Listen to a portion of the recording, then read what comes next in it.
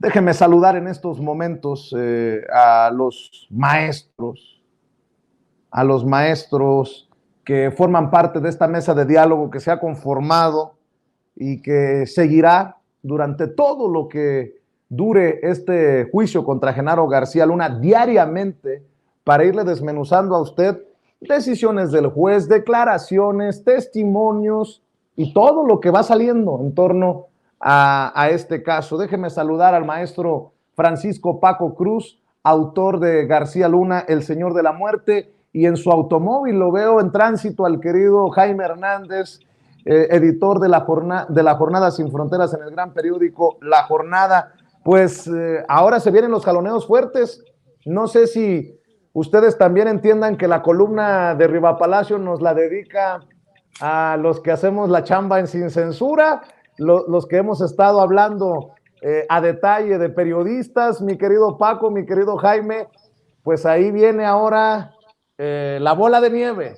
Y bueno, pues hoy el juez Ryan Cogan, ante esta encrucijada de permitir o no que se hable de los sobornos, de los presuntos sobornos al periódico El Universal. Mi querido Paco, escucho tus primeras impresiones, tus primeros comentarios. Vicente, buenos días. Jaime, un abrazo, maneja con cuidado, por favor. Hazte a un ladito porque esto está bueno, ¿no? No, Vicente, mira, primerito la columna de Raimundo Riva Palacio, que es, te voy a decir lo que comentó mi hijo, ¿sí? Es una columna muy pedorra, la verdad. Es una defensa. Eso dijo mi hijo, ¿sí? Le pedí que la leyera, y me dijo, pero no me ayudes, compadre. Se le olvidó a Raimundo que los señalamientos por su cercanía, la cercanía de Carlos Loret de Mola, no son de hoy, no son de hoy. El Señor de la Muerte, García Luna, el Señor de la Muerte, salió hace más de 2 años y señalamos, escribimos, documentamos en el libro cómo los agentes de inteligencia de la Secretaría de Seguridad Pública consideraban a Genaro García Luna el vocero no oficial y no formal de Genaro García Luna, personal. Ellos me documentaron cómo le armaban equipos de agentes federales de inteligencia, no cualquiera, que tenían información que analizaba, discutía Genaro García Luna, y esa información ya digerida por García Luna se la entregaban a un grupo de reporteros. Y documentamos también que Genaro García Luna consideraba que Riva Palacio, como Loret de Mola, serían punta lanza para su campaña presidencial, claro, con Televisa, a la que le entregaron solo para crear un programa, para darle imagen política a Genaro García Luna, un programa de 120 millones de pesos, que además fracasó, ¿sí? Entonces, no es de ahora. Los señalamientos en Nueva York no salieron del fiscal, esos son muy claros. Mira, Jesús García, Jesús Esquivel, son muy claros. La filtración que se da es por la defensa, y que quede muy claro, no pidieron eliminarla. Jesús Esquivel es muy claro en un tuit de hoy, de hace rato, ¿sí? Solo pidieron sellarla, es decir, que nadie tenga acceso más que los abogados de la defensa y la fiscalía y, claro, el juez. Entonces, no está eliminada. Los señalamientos de sobornos, que son esos señalamientos de sobornos al El Universal y otros periódicos, ahí están. Eso no los inventamos nosotros, y esto es una escuela larga, Vicente. Recuerda, nosotros lo platicamos, los señalamientos, las acusaciones de soborno a periodistas, la compra de periodistas, es muy larga. Hay un libro muy conocido que se llama Prensa Vendida, dedicado a los periodistas viejos. Entonces, mira, Raimundo hace hoy una defensa muy patética, se olvida de muchas cosas. Por ejemplo, en el caso de Loret de Mola, así señaladito, se le olvida o es desmemoriado el caso de Florence Cassés y de Israel Vallarta. Recuerda y debe recordar bien Raimundo Rivapalacio, que es un tipo estudiado, que el desconocimiento de las leyes, supongamos que no conocía, que sí conocía a Carlos Loret de Mola, el desconocimiento de las leyes no te exime de ninguna responsabilidad y que es culpable o es también participante de un delito quienes acuerden, proponen o realicen o participen en él, aun si no saben, y que están obligados a denunciarlo, están obligados a denunciarlo ante un juez, y él participó en tortura, la vio, la estuvo ahí, ya su colaboradora, ¿sí? Laura, Barranco. Laura Barranco lo Barranco. ha denunciado y lo ha documentado en varias ocasiones. Gracias, Vicente. De pronto ahí dice, Laura Barranco lo ha dicho, 13 veces le dije que era un montaje. Así que él ya sabía que era un montaje, que estaba, que Israel Vallarta y que Florence Cancés estaban siendo secuestrados por la policía y él permitió el secuestro. Mira, yo lo he sostenido no ahora, hace mucho. Loret debía estar en la cárcel porque permitió el secuestro, permitió el montaje y participó en la elaboración del montaje. Laura Barranco es muy clara en eso.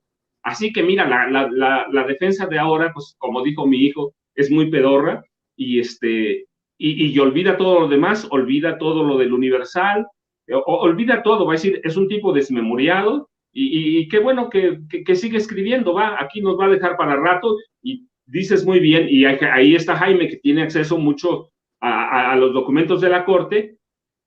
El documento no fue eliminado, está sellado. Y yo pregunto nada más, don Jaime, ayúdeme a entender si yo soy el señalado como francotirador que fue despachado por la presidencia a Brooklyn bajo la máscara de periodista que me crearon desde principios de sexenio para comenzar a sembrar infundios contra varios comunicadores a partir de los dichos de criminales en el juicio de que Arturo Beltrán Leiva pagó a periodistas para difundir la captura del rey en octubre de 2008. ¿Seré yo el enviado de Palacio Nacional que disemina la especie desde Estados Unidos sin el mínimo cuidado de buscar cuadrar las mentiras con los hechos, que está siendo alimentada por algunos corresponsales mexicanos? ¿Seré yo el que le está endilgando las aberraciones a Ciro Gómez Leiva, a Carlos Loret y al que escribe? Pregunto yo, mi querido Jaime, con todo el sarcasmo del mundo. Ahora sí, resulta que soy francotirador, soy enviado de Palacio y además, pues digo mentiras. No, pues ya que la gente apague el YouTube y que nos vayamos a otra cosa, mi querido Jaime.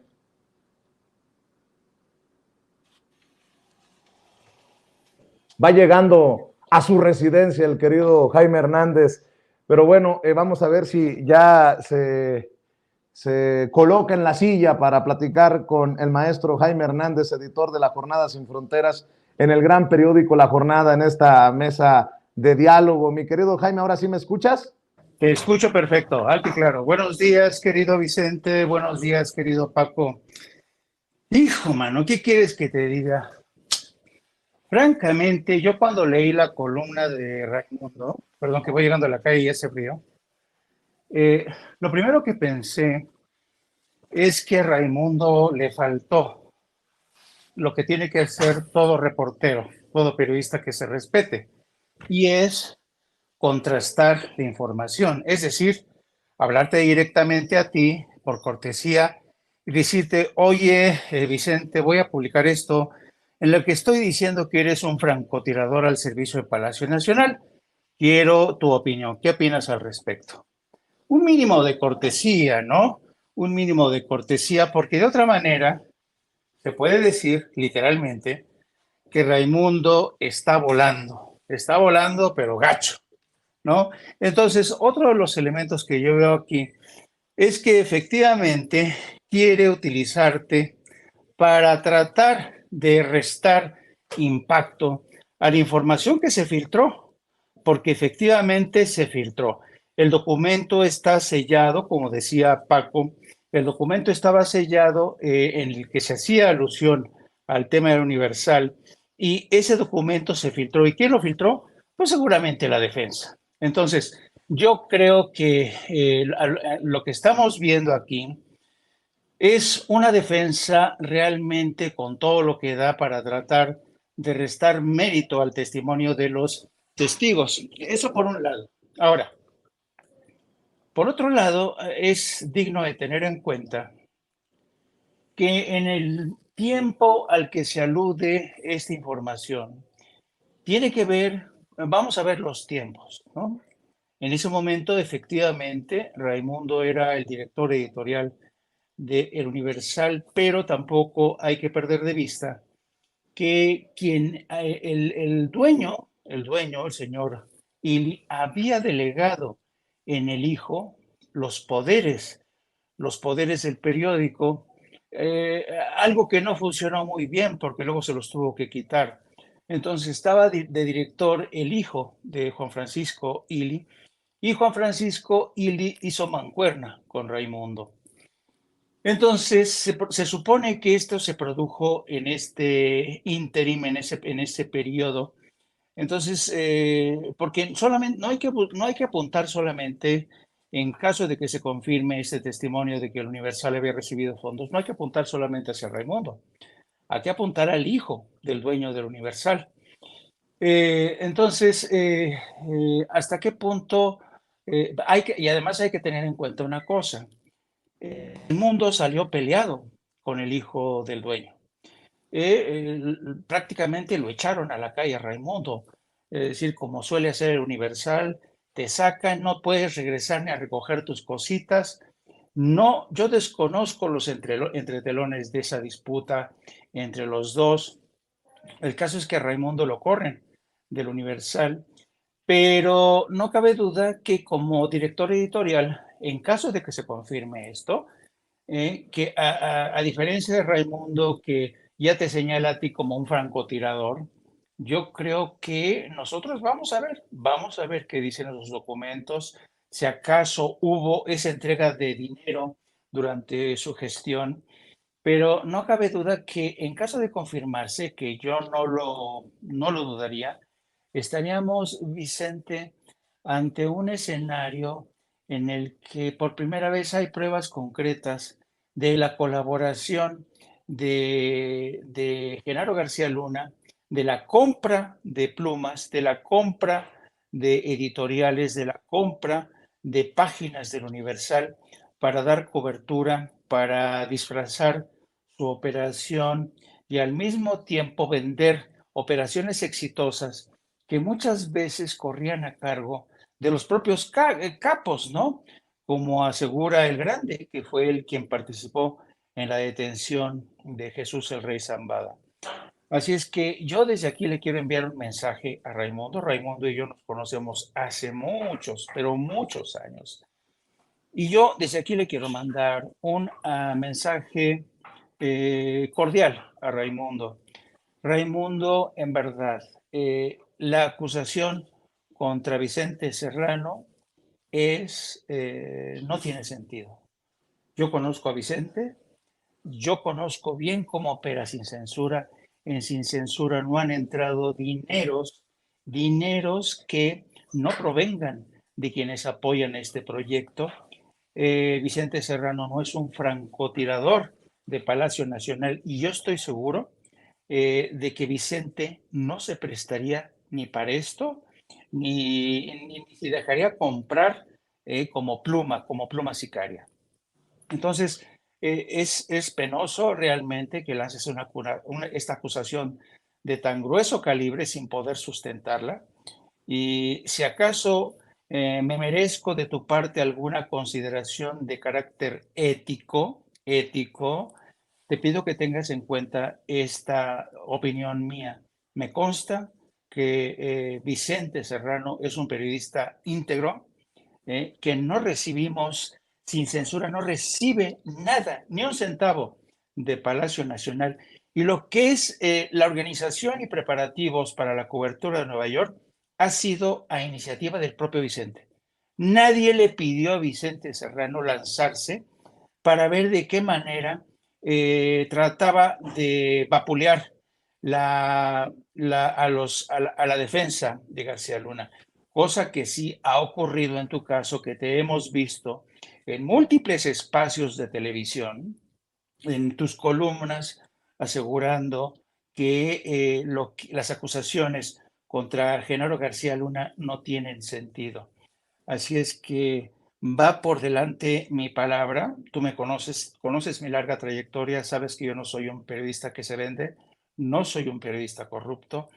Y por aquellos años en que los dos coincidimos, en que practicábamos el buen periodismo, te pido, si es que la aceptas, por buena esta palabra. Así es que, pero, sabes, ya, yo sé, querido Vicente, querido Paco, que en medio de esta batalla, muchos van a soltar el ventilador de la mierda y la mierda va a tratar de salpicar a todo mundo, diciendo que Vicente es un corrupto, Vicente es un sicario, tratando de desacreditar. Pero, ¿sabes qué? Aquí no se trata de vanidades, aquí no se trata de si Vicente está ahí o no en Nueva York, si Vicente cobra mayor. No, no, no, no, no. Aquí estamos ante un juicio histórico en el que por primera vez el narcoestado mexicano está en el banquillo de los acusados. Y eso, como periodistas, es lo que nos tendría que importar, queridos amigos. Te agradezco mucho por tus generosas palabras, Jaime. Te agradezco mucho también al maestro Paco Cruz el hecho de que le estemos desmenuzando a la gente diariamente estos temas. Para mí significa mucho. Es como un premio de periodismo para Sin Censura tener a Paco Cruz, a Jaime Hernández diariamente, todas las mañanas, hablando de esto, y nada más para también darle contexto a la audiencia de Sin Censura. No fui yo el que empezó a hablar de periodistas corruptos, de periodistas chayoteados, de periodistas narcos. Esto se empezó a manejar como parte del juicio. Y es más, acuérdense que hay testimonios que hablan de esto. Déjeme recordarle.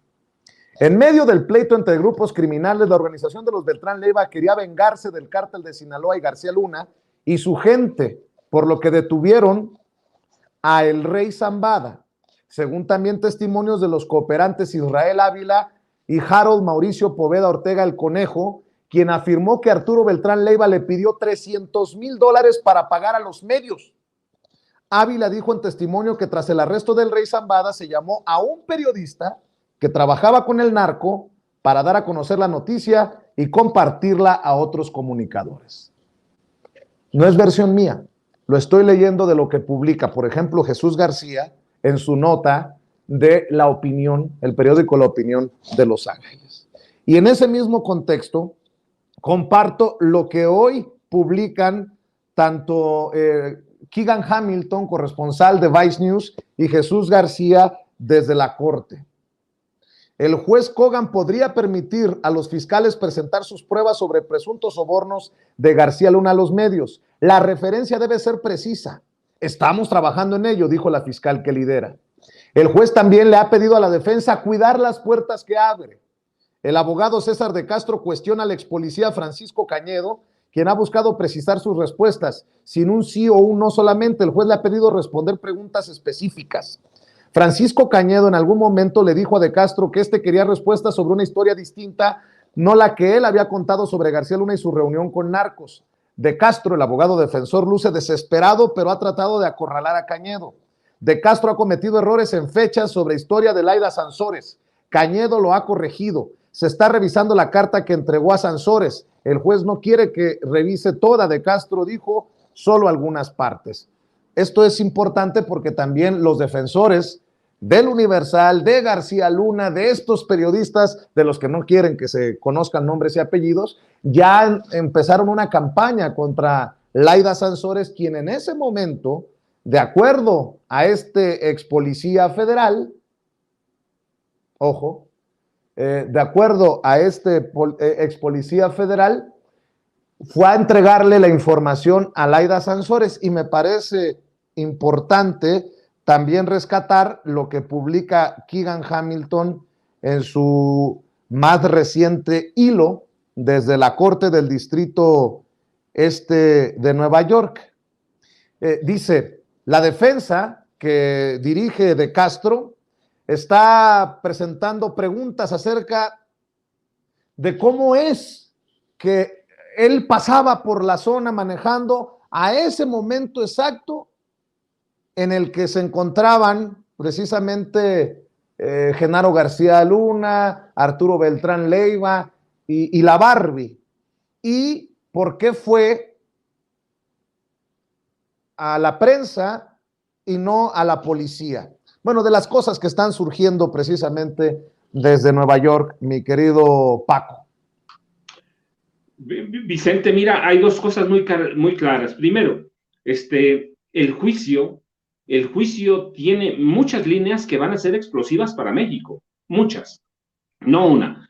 Una vena es la del periodismo, ¿sí? Que lo abrieron ellos, no nosotros, pero yo puedo decir, no es la primera vez que hablamos de periodismo corrupto y yo lo sostengo. El Señor de la Muerte lo retrato muy bien y conozco a esa prensa de toda la vida. En esa prensa crecí, ¿sí? Yo nunca he negado eso, yo fui claro contigo, con todo mundo. Crecí en esa prensa, no son mis amigos, los conozco. Entonces va a salpicar, va a haber ondas expansivas en ese juicio que va a alcanzar a todo el mundo. Ya alcanzaron al ejército con el general Guillermo Galván Galván, ¿sí? Alcanzaron a la comunidad judía, o por lo menos alguna parte de la comunidad judía, que nos lleva necesariamente a la presencia de la conexión israelí o la mafia israelí en México. Así que va a llevar a muchos lados. Y qué bueno que se abra. Mira, el debate debe abrirse. La corrupción en México es muy vieja, en todos lados. Eventualmente tiene que llegar al Poder Judicial, que tenemos un Poder Judicial que libera narcos como si fueran bombones, como si estuviera comiendo bombones, libera narcos. Así que tiene que llegar a todo el mundo. Ya lo hemos dicho, lo has dicho hace rato, es un juicio histórico por todo lo que implica. Genaro García Luna tenía parte fundamental o muy importante en cuestiones de seguridad nacional. Conoce a todo el mundo por 18 años, del gobierno de Vicente Fox al gobierno de Enrique Peña Nieto, él controló gran parte de esa seguridad nacional y conoce el entresijo de la inteligencia mexicana y sus mafias políticas desde el gobierno de Carlos Salinas de Gortari. Lo hemos documentado. Él tiene en sus archivos personales los expedientes de cada personaje corrupto que hay en este país. Políticos del PRI, políticos del PAN, policías, expolicías, jueces corruptos, militares corruptos, lo hemos hablado en otras veces. Así que va a salpicar a todos lados y es bueno que salpique, es bueno que abra el debate y es bueno que sepamos qué tipo de prensa tenemos.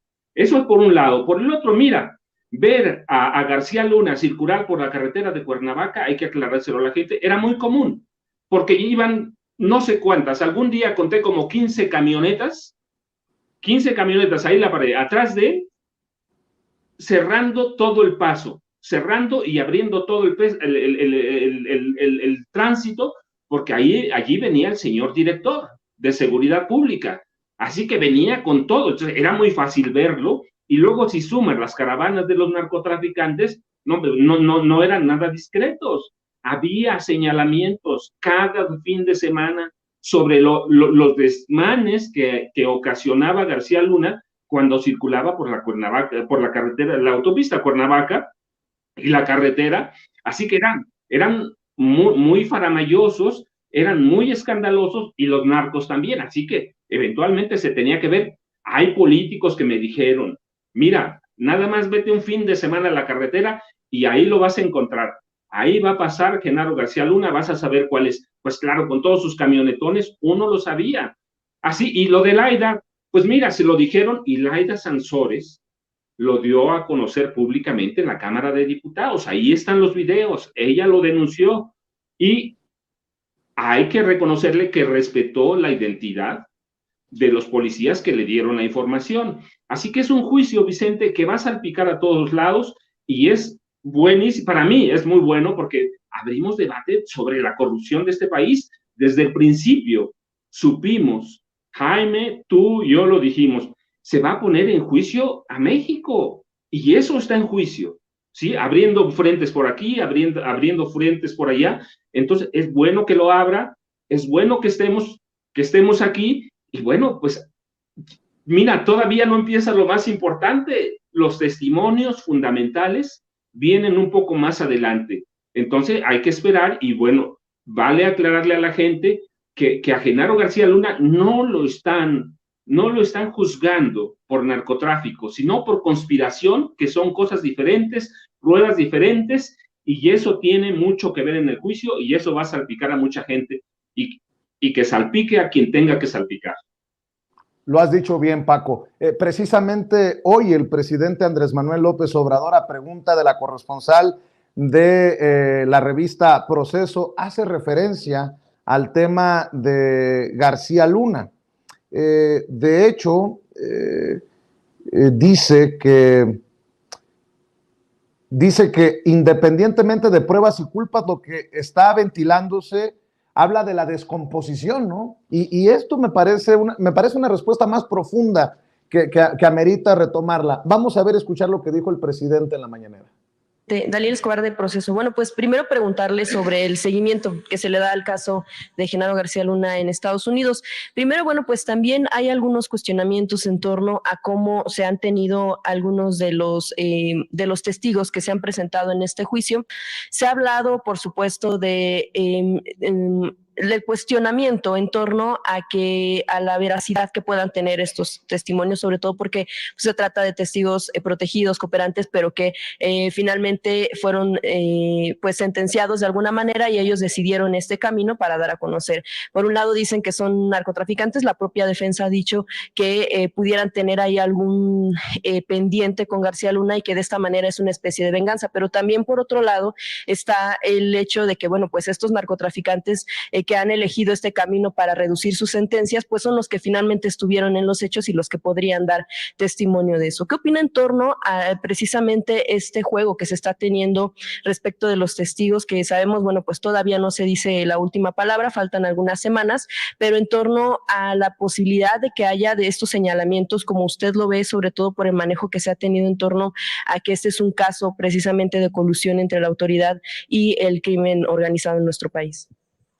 Bueno, pues que primero es un hecho muy vergonzoso para el país. Es algo que no debe de repetirse.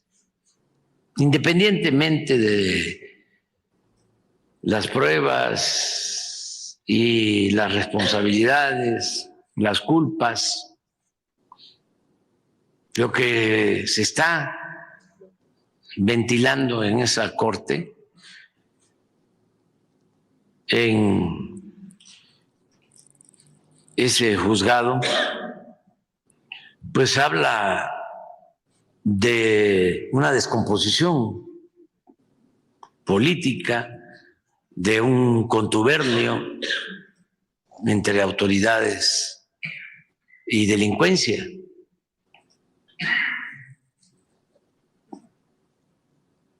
Y pues estamos también constatando de cómo se tomaron decisiones que llevaron a mayor violencia.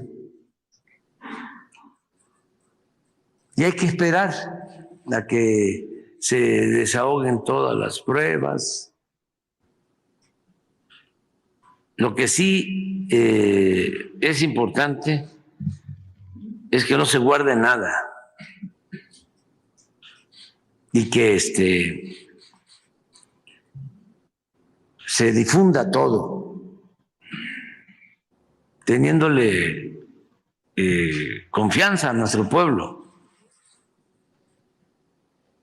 Así lo dijo el presidente Andrés Manuel López Obrador en la mañanera. Y nada más por no dejar, mi querido Jaime, también para escuchar tus opiniones, tus comentarios, aquel video que se ha rescatado de redes sociales de Laida Sansores llamándole lambiscón, represor y delincuente a García Luna para también decir que Laida Sansores está siendo blanco de una campaña porque un testigo dice haberle informado de lo que ocurría y estas reuniones de García Luna con miembros del crimen organizado. Así se expresaba en ese entonces la legisladora, hoy gobernadora de Campeche, la morenista Laida Sansores. Aquí, pues nada más, para terminar, quiero decirle que tengo muy presente una escena del 2008 en las instalaciones del Senado de la República, cuando usted enfrentó no a la delincuencia organizada, no, esa manda, ¿no? A que vaya los de vanguardia. No, usted enfrentó a los legisladores que estábamos defendiendo, estábamos en la lucha por la defensa del petróleo. Usted ahí sí dirigía personalmente el operativo. Y yo desde entonces me pregunto, ¿qué puede esperar un ciudadano cuando usted, estando en este recinto legislativo, escudado, rodeado de sus hombres, se enfrenta a una mujer que estaba sola, que era legisladora, que estaba embarazada, que estaba en su casa y ordena que la golpeen? Los legisladores presentamos una denuncia, no prosperó, pero ese hecho lo pinta usted como es, un lambiscón, un represor y un cobarde. Me parece incomprensible la terquedad de Calderón de haberlo mantenido. Le pediría terminar con su pregunta, ¿Sabe senadora? qué? Sea igual de generoso. Mire, el señor Genaro se pasó 20 minutos 16 segundos. Entonces, con el mismo sedal a los funcionarios Senadora, de se los pasó 5 minutos el señor secretario. No, bueno, yo llevo 2 pasados. no, senadora, ya se pasó usted 4. Pero Bueno, 4, bueno, entonces al quinto, entonces. Ya estoy terminando. Uno más. No, les saca urticaria, la verdad. Me parece incomprensible la terquedad de Calderón de haberlo mantenido en un puesto en el que a todas luces resulta incapaz. Le llaman el intocable. Y si no viviéramos en el paraíso de la impunidad, Calderón y usted deberían estar en la cárcel. Y ya para terminar, a nuestros pueblos se les reconocía por sus olores, a maíz, a ocote, a pan horneado. Pero debido a las políticas equivocadas de Calderón en materia de seguridad, instrumentadas por usted, hoy trasciende nuestras fronteras el olor de México. México hoy huele a sangre quemada. Mi querido Jaime, de las participaciones, de las declaraciones de Laida Sansores contra Genaro García Luna, el intocable le llamaba, yo no sé, decía, ¿por qué lo mantienen ahí? Bueno, pues parece que nos vamos enterando de detalles de por qué lo mantuvieron ahí a Genaro García Luna. Te escucho, Jaime. Oh, Vicente, yo no sé si ya vieron lo último que dice que el juez Kogan ha decidido descartar por el momento las alusiones a los medios de comunicación mexicanos. ¿Eso ya lo dijeron? Hay versiones encontradas, mi querido Jaime. Keegan Hamilton, el corresponsal de Vice News, dice que el juez se había pronunciado en ese sentido. Jesús García dice que el juez pidió que sean referencias exactas y que en eso está trabajando la fiscalía. Entonces, por un lado tenemos la versión de que el juez cierra la puerta y por otra es que no la ha cerrado totalmente. Así que estamos esperando para que se determine qué es lo que ocurre allá precisamente en la Corte del Distrito Este de Nueva York, querido Jaime. Sí, es exacto, que el juez ha decidido que por el momento no entren estos testimonios, pero no cerró del todo la puerta, como tú bien dices, porque evidentemente se dice que él entiende que pues ya, después de que se descubre que colabora y que se está juzgando su presunta colaboración con el narco, pues era evidente que no quería tener mala prensa. Es decir, el propio juez no está descartando, no está quitando del paisaje el manejo, la relación que hubo entre García Luna y Kogan. Pero yo creo que a pesar de este intento desesperado de la defensa y de columnistas que colaboraron con Genaro García Luna para hacer de lado estos testimonios, lo que resulta evidente es que muchas voces, entre ellos la de la gobernadora de Campeche, Laida Sansores, también de Fernández Noroña, fueron las voces que apuntaron a García Luna desde hace mucho tiempo. ¿Y por qué no se les hizo caso? Porque los medios de comunicación estaban conectados, directamente conectados, tenían el plug-in directamente con Genaro García Luna. Así es que, al margen de dimes y diretes de si eres tú acaso un sicario enviado por Palacio Nacional, cosa que sabemos que no es cierto, lo cierto es que aquí hubo una colaboración. El colaboracionismo, una palabra bastante perturbadora de la prensa mexicana con ciertos columnistas, con Genaro García Luna, impidió, o por lo menos oscureció el paisaje que impedía ver los testimonios tan valientes de Laida Sansores y Fernández Noroña. Yo creo que los fiscales, y esta es una opinión muy personal, los fiscales tendrían que hacer uso del recurso de ver, que sería interesante, porque acuérdese que este es un juicio que se celebra en Estados Unidos. Yo creo que los fiscales deberían de tener de contar con una especie de cámara de eco aquí en México, donde todo lo que estamos diciendo nosotros, todas las grabaciones que están sacando sin censura, fueran esta cámara de eco, para que esta cámara de eco encuentre, se escuche en los juzgados de Nueva York. Yo creo que, mira, por ejemplo, te pongo un ejemplo, cuando se discutió el Tratado de Libre Comercio con Estados Unidos y Canadá, la Embajada de México en Washington se dio a la tarea de suministrar todos los días al Congreso un reporte de la prensa, de los comentarios, de lo que se decía en los medios, y los congresistas de Estados Unidos era una especie de, mira, esta información que se está dando a conocer en México ya nos completa el panorama. Yo creo que sería bueno que la Fiscalía hiciera este ejercicio de escuchar lo que se está diciendo, porque, como bien ha dicho el maestro Paco Cruz, hay un correlato de este lado de la frontera, un correlato de periodistas especializados que han escrito libros, testimonios de periodistas que están completando ese mosaico, y yo creo que esta labor de completar el mapa, el rompecabezas, es una labor formidable que está realizando Sin Censura, y ojalá encuentre eco en Nueva York, porque estoy seguro que los fiscales de Nueva York a lo mejor tienen información, vamos a ver, no sabemos si en el curso de los próximos días sueltan las verdaderas cargas profundas, con testimonios, con grabaciones, con videos, con mensajes de texto, pero por lo pronto yo creo que la Fiscalía, el Departamento de Justicia, debería poner una antena para escuchar lo que se está diciendo en México, porque realmente es un juicio binacional, es un juicio que trasciende fronteras, es un juicio histórico, y yo creo que tiene que escucharse la voz de México. ¿En qué? En la voz de México, pero me refiero no la voz de los medios que colaboraron con García Luna, no. La voz de periodistas especializados, la voz de periodistas que han escrito, que han sufrido en sus carnes la época de represión, que fueron encarcelados. Todo eso debería tener en cuenta. No escoger solamente a una periodista como es Anabel Hernández, ¿no? O un medio como el Universal, ¿no? Que supuestamente recibió dinero, y el Universal realmente se comportó al estilo más mafioso. Escuchaba yo a nuestro querido Ricardo Sevilla hablar de la prepotencia con la que durante muchos años se manejaron los dueños del Universal, y efectivamente cuando salía el dueño del Universal, cuando no se iba en su helicóptero y se iba por tierra, era impresionante. Cerraban la Bucareli, salían con casi tanquetas, con metralleta, cortando metralleta, militares y miembros de la Policía Judicial Federal. Y era realmente, dices, bueno, que este es un jefe de Estado. Era un abuso del poder.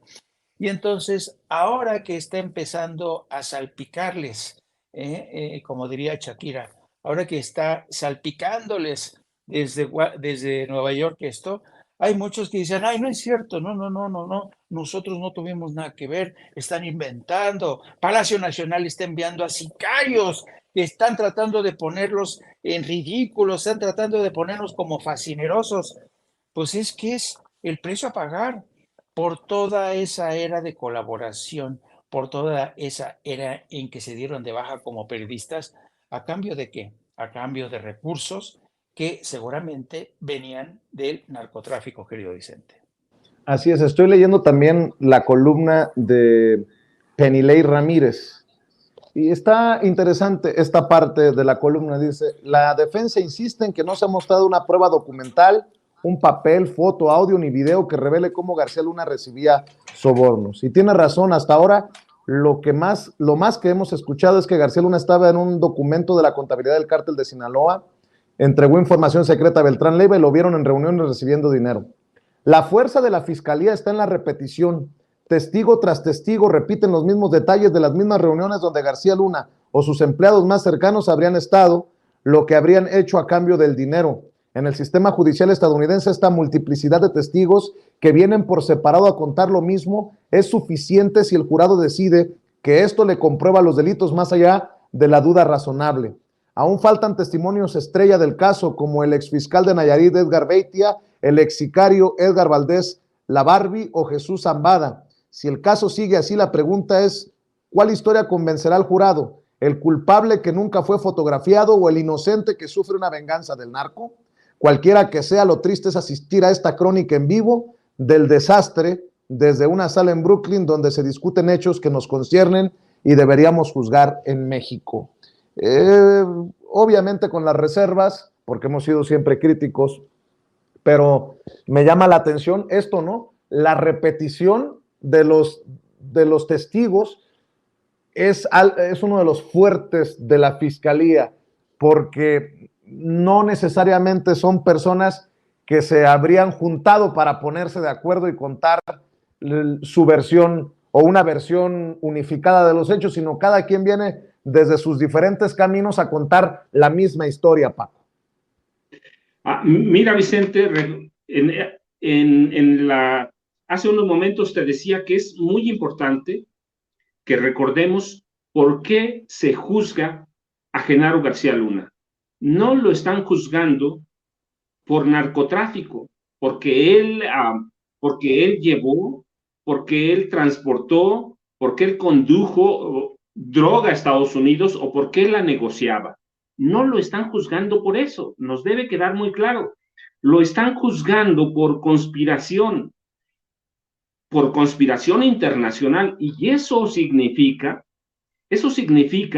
solamente facilitar desde su puesto de trabajo como la persona encargada de la seguridad de este país, facilitar el traslado de drogas, abriendo carreteras, no vigilándolas, negociando con narcos. ¿Sí?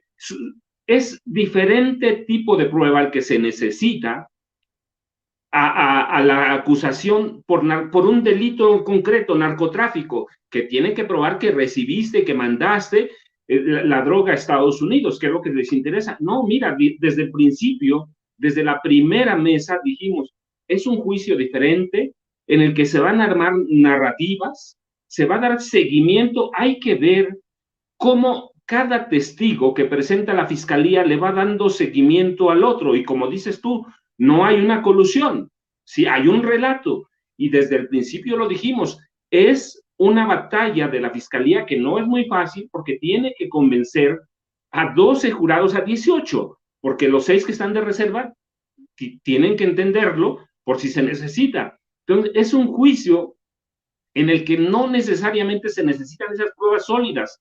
La solidez es todo el relato y cómo se va armando. Y el trabajo del fiscal es desacreditar cada una de esas cosas, hacerle entender al jurado que todo lo que pasó es una mentira. Sí, es una batalla de relatorías, es una batalla de narrativas, y el que logre pescar la atención del jurado, el que logre saber quién es el líder, ahora mismo podemos ya hablar de un líder, quién es el líder de ese jurado, que siempre hay uno, es el que va a imponer cosas. Y luego también dijimos que iban, según se apreciaba desde el principio, la fiscalía iba a ir soltando sus testigos y está guardando lo fuerte. La Barbie, yo quiero verlo, que la Barbie ha dado testimonios hasta en carta, ¿sí? Entonces, hay que recordarlo, lo dijimos, también los juicios por jurado popular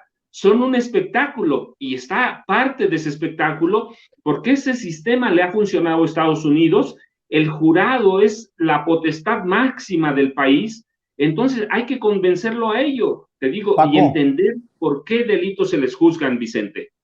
Paco, de último minuto, Jesús García, corresponsal del periódico La Opinión, que es uno de los 3 o 4 corresponsales a los que estamos al pendiente de lo que publican desde la Corte, acaba de confirmar que el testigo, el cooperante que no quería la defensa que testificara, ya se encuentra en el banquillo de los testigos, Héctor Villarreal Hernández. Sube, dice Jesús García, el testigo 18, cooperante 7 a declarar. Es Héctor Villarreal, exsecretario de Finanzas de Coahuila en el gobierno de Humberto Moreira, el exgobernador del PRI, el que fuera también presidente del Partido Revolucionario Institucional. Está acusado de conspirar para lavado de dinero y tendrá sentencia en abril. Describe la corrupción por $200 millones. Villarreal se llevó 2,5 millones y Moreira al menos $40 millones. Conoció a García Luna en 2008 cuando este quería vender al Estado el sistema de espionaje Pegasus. Hubo objeciones de la defensa sobre compras de lujos en Estados Unidos. La fiscal Erin Reed enfila al testigo para hablar sobre García Luna. Ahí podría hablar de sobornos a la prensa, pues Moreira tenía un sistema de promoción de políticos con avión y acceso a medios. Mi querido Paco, mi querido Jaime, así de bote pronto, mi querido Paco. Pues mira, Vicente, lo que dijimos, están guardando, y no para el último, esta es la mitad, o menos de la mitad. ¿Sí? Es un testigo poderoso, tuvo acceso a gente poderosa, manejó mucho dinero y tiene acceso, y tuvo acceso directo a Genaro García Luna. ¿Sí? Están hilando esa historia de la que hablamos y hay que tener mucho cuidado con eso. La prensa mexicana, bueno, pues ya lo conocemos, va a armar su historia, la está armando, pero lo importante es la historia que teja la fiscalía y cómo vaya armando los testimonios para convencer a ese jurado y la acusación. Conspiración. No lo están acusando por llevar 1 o 2 toneladas, o las que sean. Lo están acusando por facilitar. Y ahora con Héctor Villarreal Hernández, pues pueden consolidar lo que llevan en estas 2 semanas. Esperemos un rato lo que salga, pero es un testigo poderoso. La fiscalía, la defensa no lo quería, finalmente lo llevan al estrado y bueno, hay que esperar lo que suelten en las próximas horas. Precisamente lo que conversábamos, mi querido Jaime, no cerró la puerta el juez Brian Hogan y tan no la cerró que ahí está ya testificando Héctor Villarreal, exsecretario de Finanzas de Coahuila en el gobierno priista de Humberto Moreira, el profe Moreira. Está acusado, y aquí sale también embarrado el PRI, está acusado de conspirar para lavado de dinero y tendrá sentencia en abril. Está describiendo la corrupción por $200 millones, que él se llevó $2,5 millones y Moreira al menos $40 millones, apá. Ah, caramba, ya prendieron el abanico ese que tira calabaza por todos lados, bien decías tú, mi querido Jaime. Sí, fíjate que recuerdo, hay una vieja frase, no recuerdo en estos momentos quién es el autor de esa famosa frase, que decía, hay más de 10,000 puertas para ingresar al cielo y al infierno. A lo mejor luego me acuerdo, pero o sea, hay más de 10,000 puertas para llegar al cielo y al infierno. Se refiere cuando uno abandona este mundo. Pero esta frase bien podría caber aquí en este proceso porque hay más de 10,000 puertas para acceder a todo lo que corrompió el narco. Trátese de partidos políticos, trátese de medios de comunicación, trátese del sector empresarial, trátese del poder militar, trátese de vínculos con la banca internacional. Hay miles de puertas por explorar. El juez Hogan, porque solamente dispone de 2 meses, lo que está es constreñir, ¿no? Para que no se le salga el caso, y de hecho a una de las fiscales que insistió sobre el tema de los medios, le dice el juez, tenga cuidado con la puerta que usted abre, porque claro, al abrir esa puerta se pueden abrir otras más, ¿no? Y dice, y no quiero que se me distraigan, pero es un hecho, Vicente, es un hecho, Paco, que hay muchas puertas que conducen, en el caso de Genaro García Luna y Felipe Calderón, bueno, la primera puerta conduce efectivamente a Felipe Calderón. Eso lo tenemos claro. Luego, poder político, PAN, PRI, no sé si PRD, pero poder político. Luego tenemos medios de comunicación y cuando abres la puerta de los medios de comunicación, abres la puerta no solamente un medio, o dos, o tres, o a 10, no, abres otras puertas que van directamente, que dan a los nombres de los columnistas, nombres de periodistas con detalle específico, cuándo se le entregó un dinero, cuándo se le avisó, oye, fulanito, vamos a hacer este operativo en el que va a ser detenido el Jesús Rey Zambada, va a participar la AFI, también algunos malandros que nos ayudaron a localizarlo. Se abren muchas las puertas. Entonces, el tema, alguna vez tú lo señalabas la semana pasada, estamos ante una hidra de 1000 cabezas, de 1000 cabezas. Y ese es el tema, ese es el grado de dificultad que enfrenta el juez Kogan, porque claro, una puerta, si abres una puerta te va a llevar a 10, a 15, a 10,000, y todas ellas conducen al infierno creado por Genaro García Luna bajo la presidencia de Felipe Calderón. Entonces, yo creo que va a ser clave, y por eso el juez es tan cuidadoso. Tengan, señores fiscales, cuidado con la puerta que van a abrir. Y claro, desde la defensa no quieren que abran más puertas. ¿Por qué?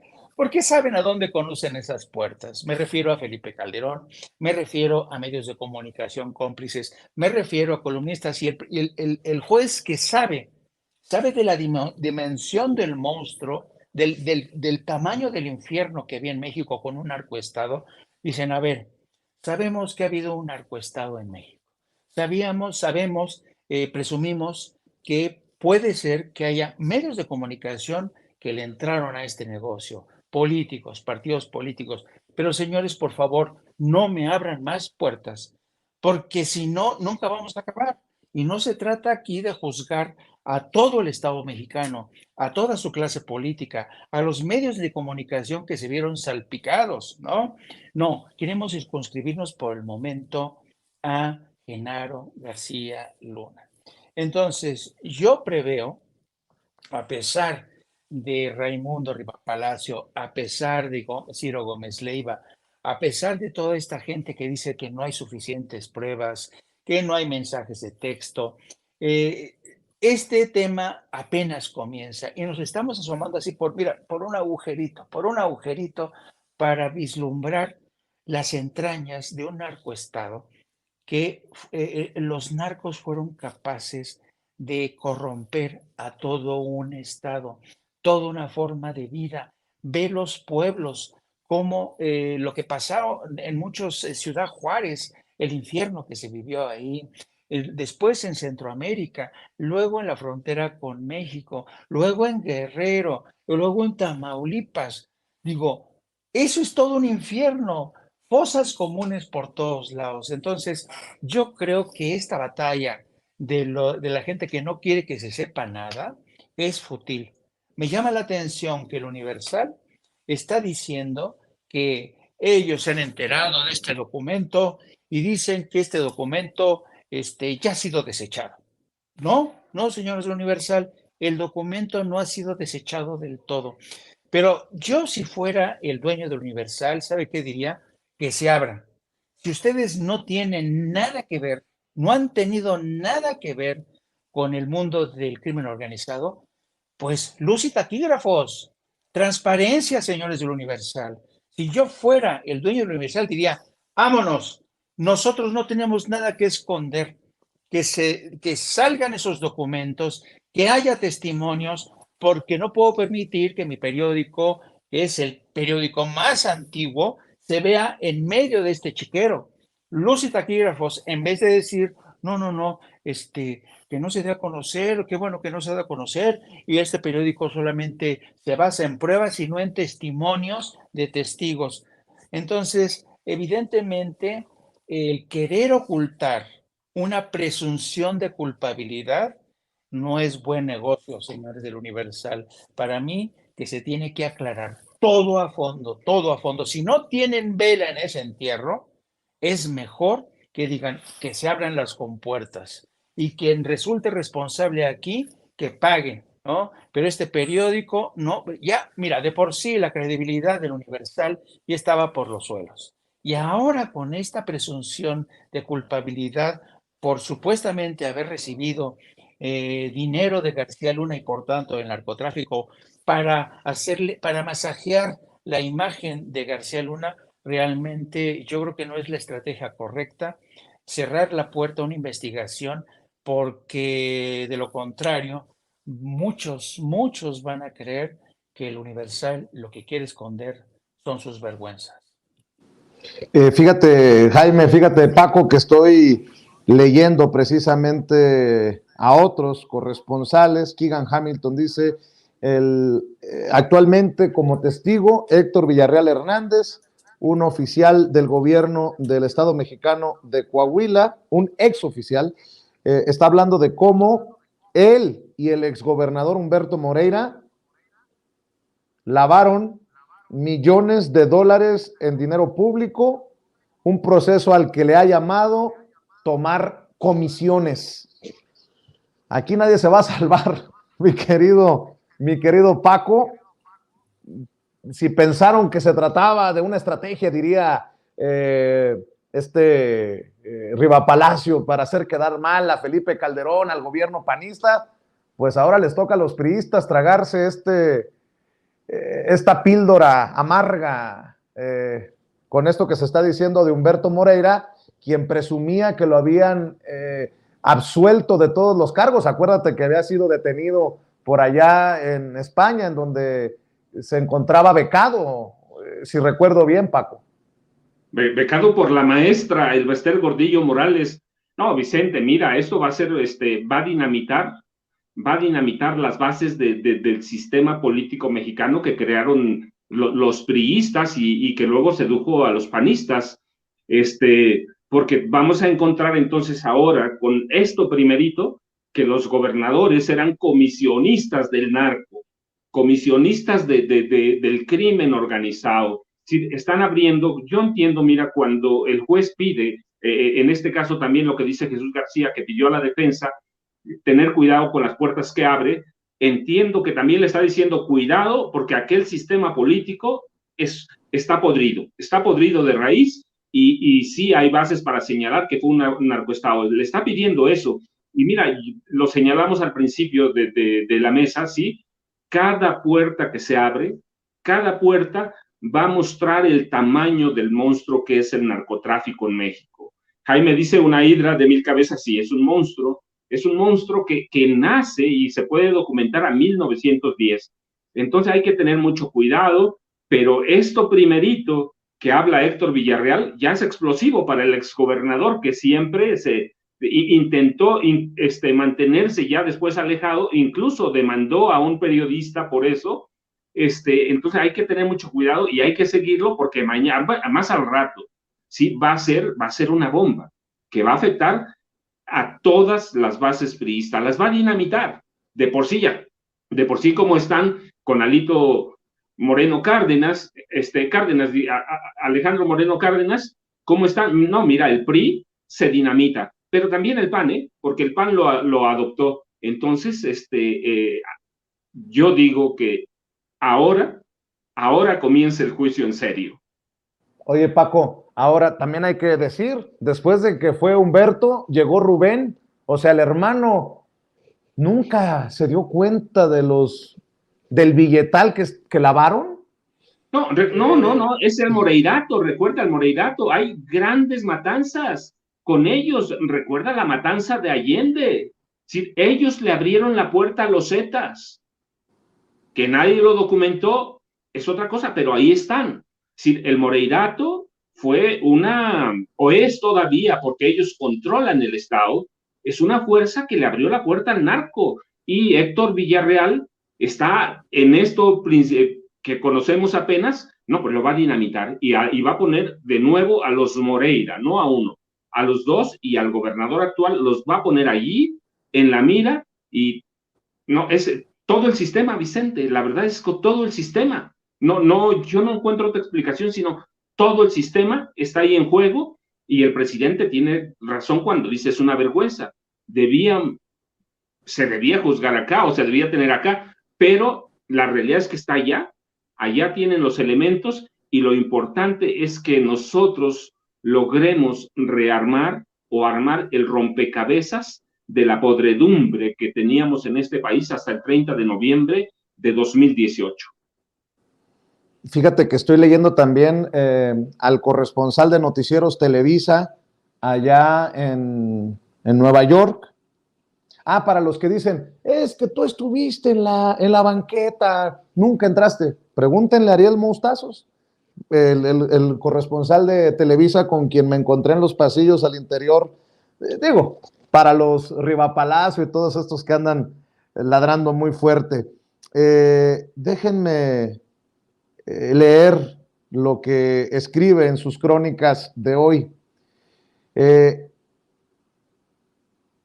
Dice, el juez dijo que no le parece relevante para el caso la evidencia de que Genaro García Luna hubiera pagado sobornos a la prensa para frenar la cobertura mediática en su contra, por lo que resolvió que el testigo que declararía al respecto no comparezca para lo relativo a los supuestos sobornos a medios. Pues hoy precisamente le acabamos de informar que se encuentra ese testigo en el banquillo.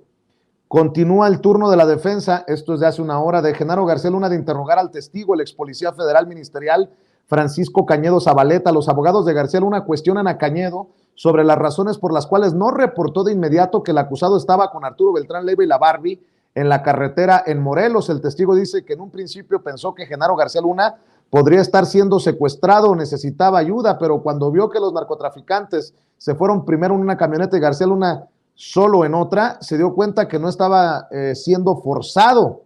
Bueno, imagínense, voy a reportar a la policía que el jefe de la policía está reunido con los narcos. Qué tontería de la defensa. Bueno, esa es mi opinión. Durante el interrogatorio de la defensa surgen más detalles sobre el episodio narrado por el testigo, en el que dice haber visto a García Luna con la Barbie y Beltrán Leiva en una carretera en Morelos. El testigo declaró antes y confirmó que también vio varias personas en el suelo y que en un principio no sabía si estaban muertas o no. El testigo supuso que podía tratarse de escoltas de Genaro García Luna y revela que después entrevistó a algunos escoltas de sobre el episodio, pero no abundó más. El testigo frecuentemente elabora sus respuestas en lugar de contestar con un sí o un no y ofrece detalles que no le preguntaron. Esto ha generado que haya mayores detalles de parte del testigo y desespera visiblemente al abogado de García Luna, quien a veces sube la voz, hace gestos para enfatizar, se acerca al micrófono o se pone a caminar por la sala. García Luna ha observado muy atentamente el intercambio entre su abogado y el testigo sin voltear a ver a otro lado. El juez ha tenido que pedir al testigo que no elabore sus respuestas, que conteste sí o no, y que si después la fiscalía cree que debe haber más detalles, será interrogado sobre eso. El juez ha informado que no habrá audiencia este jueves debido a que un miembro del jurado debe realizar un viaje, por lo que las audiencias esta semana concluirán el miércoles. Termina el testimonio del ex policía Francisco Cañedo Zabaleta, comienza el testimonio de Héctor Villarreal Fernández. Villarreal dice haber sido funcionario público en México, subsecretario de Programación y Presupuesto en Coahuila en 2005 y luego secretario de Finanzas del gobierno de ese estado en 2008. Está procesado por lavado de dinero. Reconoce haber cometido actos de corrupción como funcionario público en los que estaba implicado Humberto Moreira, entonces gobernador de ese estado. El testigo dice que por instrucción directa del gobernador se daban excedentes de dinero a empresas por contratos de obra pública que él llama comisiones, para que éstas a su vez transfirieran los excedentes a otras empresas o personas designadas por el gobernador.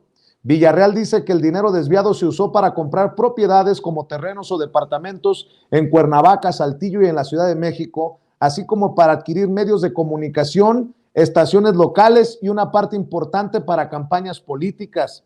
El testigo afirma que llegaron a pagar campañas en medios locales y nacionales para pagar cobertura favorable a la imagen del gobernador. Villarreal calcula que entre 2006 y 2011 el esquema de corrupción del gobernador les generó unos $200 millones en total, de los cuales Moreira habría obtenido al menos 40 millones. En esta última ronda, mi querido Paco, te escucho. Vicente, mi querido Paco, mi querido Jaime. Perdón, ya no te preocupes. Ya no supe ni con quién me quedé. Es que estoy No te tratando preocupes. de leer la última información. ¿Con quién voy? ¿Jaime? Adelante, Con Jaime. Jaime, con Jaime, con Jaime, sí. Estamos viendo cómo, para utilizar otra metáfora, va realmente el juez Kogan tiene una misión complicada y una misión difícil porque a tenor de lo que tiene la fiscalía y tiene bastante, los testigos están dando versiones dispares, pero es decir, todas apuntan en una misma dirección, que es la corrupción del Estado mexicano a manos del narco. Y claro, nosotros lo tenemos claro. Para gente que conozca cómo funciona el sistema político mexicano, para gente que tenga los antecedentes de cómo operaba el narco en México, hemos llegado a un punto, quizá el de mayor descaro, que se produjo bajo la presidencia de Felipe Calderón. Y el resultado es que, imagínate tú, voy a utilizar esta metáfora, imagínate tú que tú cuando llegas a la presidencia de México, en este caso Andrés Manuel López Obrador, llegas y te entregan el timón de ese barco, ¿no?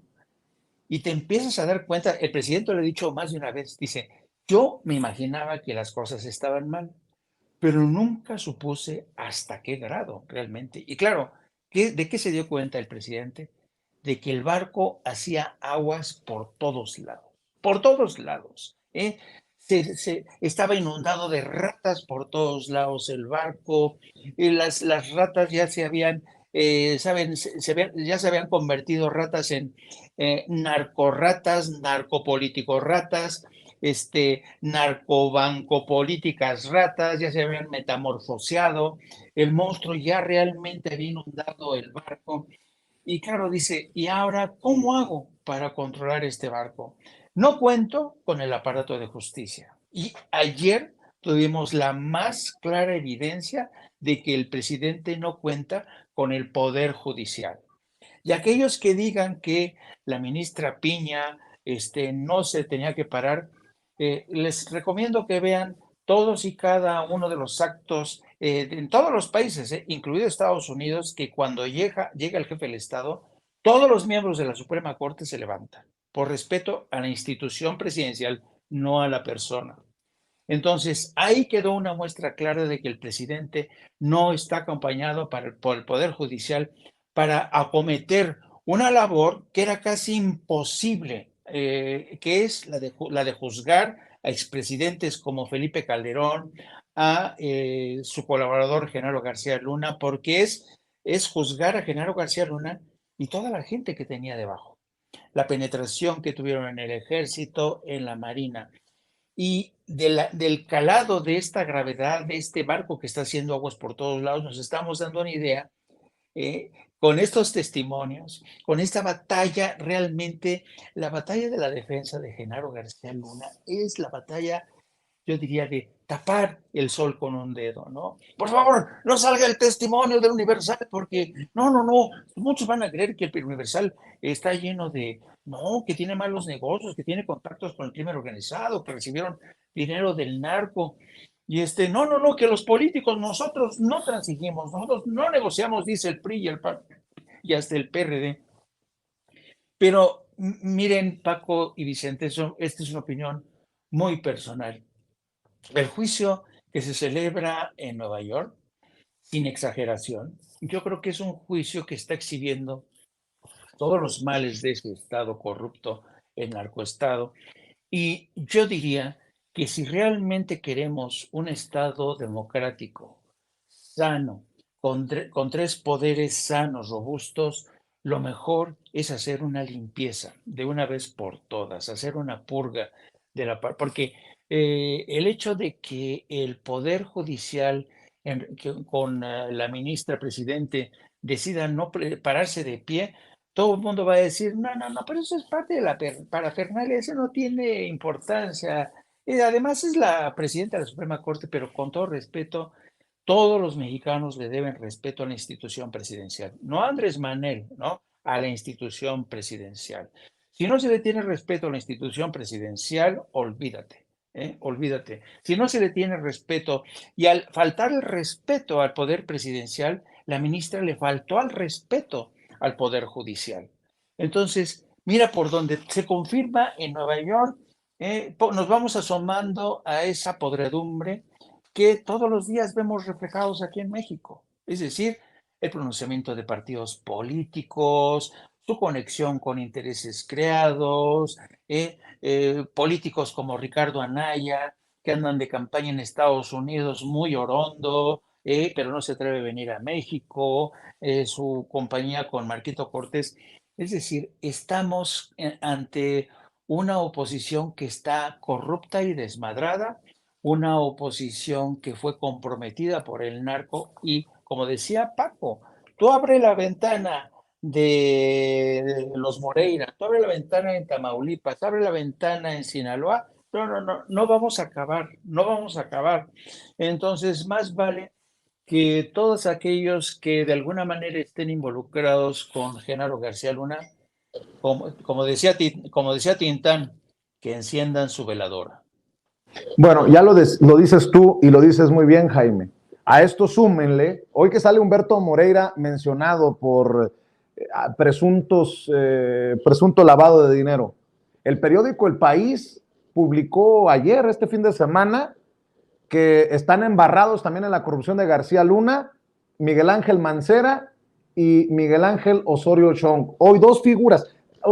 Sí hay que prestarle atención a Moreira, pero como anda medio separado de la política, habría que buscarlo a ver dónde anda y qué hace y qué dice. Pero los que están activos son los dos senadores, uno del PRD y el otro del PRI, Miguel Ángel Osorio Chong y Miguel Ángel Mancera. Si bien es cierto, no es necesariamente sobre el juicio a García Luna en Nueva York, pues sí le están jalando la cobija a estos dos personajes. Y si me permiten, para la última ronda, ahora sí, mi querido Paco, mi querido Jaime, me parece muy interesante leer a Sabina Berman en la columna que publica en El Universal, porque creo que va de la mano con todo este cochinero que pide el presidente, se dé a conocer todo, que salga todo, dice Sabina Berman. Al poder se le cuestiona, perfecto, pero ¿a qué poder? Al poder se le revisa y se le cuestiona. La frase cifra la misión del periodismo. Es tiempo, sin embargo, de preguntarnos, ¿de qué poder hablamos en México cuando hablamos del poder? Durante un siglo, al hablar del poder en México, nos referimos de forma exclusiva al Poder Ejecutivo Federal, encarnado en el presidente en turno. La práctica suponía a un presidente todopoderoso, un monarca sexenal, en un reino donde se movía nadie ni nada, ni una hoja de árbol o de papel, sin su anuencia. Lo que siempre fue una fábula, más un deseo que una realidad. Pero llegada la democracia a México, cada sexenio la fábula ha venido resultando más inexacta y sin embargo nuestro periodismo no lo ha terminado de asumir. Como muestra un botón, aún hoy 4 de cada 5 de las editoriales de nuestros periódicos tratan del presidente. Hoy tal simpleza, más que revelar la realidad del poder en México, la oculta. La verdad es que en el país conviven otros poderes de considerable influencia, cada uno movido por sus propios intereses. Permítame el lector, la lectora, que sin pretender agotar su listado mencione a los principales. El poder económico, que en México está asombrosamente concentrado. El 1% de los mexicanos acapara hoy el 43% de la riqueza nacional. El dato es de Oxfam. En un periodo histórico marcado por la necesidad de acortar el abismo que divide a ese 1% del resto de los mexicanos, es absurdo no revisar y cuestionar los procedimientos de su enriquecimiento, procedimientos que de hecho han causado el empobrecimiento del resto de la población. Existe además el poder mediático comercial, que fue hasta hace poco el único gran generador ideológico del país. Otro poder con sus propios intereses, a menudo hermanados con los del 1%. ¿Estaba un magnate por firmar un contrato con el gobierno para hacerse una mina en el norte del país? Las críticas al presidente en turno se acallaban en su radiodifusora. ¿Quería el secretario de Hacienda cobrarle impuestos a un consorcio? En la televisora del consorcio se soltaba al aire un reportaje sobre el secretario y ¡oh, magia! El secretario le condonaba el pago de impuestos. Los anteriores son ejemplos sustraídos de la realidad cercana. Para aumentar la veracidad de un mapa más complejo de los poderes del país, también es necesario asumir que desde el advenimiento de la democracia en México existen varios poderes políticos, además del poder del presidente en turno, y cada cual con sus metas. el poder judicial, el poder legislativo, el poder de los organismos autónomos, el del INE, por ejemplo, y de forma principal el poder de los partidos de oposición. El poder del ejército es indiscutible, el poder del crimen organizado también, el poder que ejercen los Estados Unidos sobre México es también intenso. Al hablar del tablero del poder, nunca nos referimos a la naturaleza. Deberíamos hacerlo en estos tiempos en que la naturaleza está determinando gran parte de nuestra vida colectiva. Y como muestra este botón, la pandemia, la naturaleza no es siquiera una pieza importante en el tablero del ajedrez de la política, es el tablero mismo. ¿Podemos seguir hablando de la vida de las polis sin tomar en cuenta la naturaleza? Termino en otra pregunta. ¿A quién le interesa preservar el mapa simplista del poder en México? Por supuesto, a los analistas políticos perezosos. Qué comodidad reducir el análisis de un país al psicoanálisis de un solo hombre. Por supuesto, al presidente en turno, al que añade cargas de narcisismo monárquico. Por supuesto, a la oposición, a la que le regala un discurso fácil y falso. A decir, un simple cambio de titular en la presidencia cambiaría al país entero para mejor. Y por supuesto a cada uno de los otros poderes actuantes, a los que deja a salvo del escrutinio y por tanto del sometimiento al bien común. Al poder se le revisa y se le cuestiona, perfecto, pero en todas sus encarnaciones. Y me parece interesante por todo lo que estamos hablando aquí, mi querido Paco Cruz. ¿Con qué cierras esta mesa en este lunes en que arrancamos intensos otra semana más del juicio contra Genaro García Luna? Pues mira, Vicente, cerremos como empezamos y con lo que dice Sabina Berman, pero yo diría, mira, de la mano de Fox y Calderón y Genaro García Luna, el narco erosionó al país, a todo el país y al Estado en todas las áreas, pero también erosionó al periodismo. Los maestros viejos del periodismo en México decían que los periodistas no debían ser a noticia, pero somos noticia, el periodismo es noticia, así que el narco y el poder político corrompido han tenido el poder, tuvieron el poder de erosionar a todo el país y las consecuencias las estamos viviendo en Nueva York. Pues ahí está el comentario para cerrar de Paco Cruz. Aprovechando, Paco, tus redes sociales, yo les pido, ahora más que nunca les pido, ya sé, parezco matraca, pero busquen el libro de Paco García Luna, El Señor de la Muerte. Lo encuentran en su librería favorita, en su tienda de autoservicios. Búsquenlo en el aeropuerto. Si van a viajar, ahí van a encontrar El Señor de la Muerte, García Luna, El Señor de la Muerte de Paco Cruz, que es un libro de referencia en estos momentos que estamos viviendo. Paco, tus redes sociales para cerrar también, maestro. Vicente, ya sabes, @ Paco Cruz Jiménez en Twitter, Francisco Cruz Jiménez en Facebook. Y Jaime, de veras que esperemos a ver qué pasa mañana, ¿no, Vicente? Sí, o tal vez nos den sorpresas hoy, mi querido Paco. Jaime, ¿con qué cierras tú? ¿Con qué comentario, reflexión, opinión? Me resultó, yo me quedaría para reflexionar porque es una frase que tiene profundidad, con la última frase con la que cierra Sabina Berman. El poder en México tiene muchas encarnaciones, y es verdad, y a veces perdemos de vista eso, ¿no?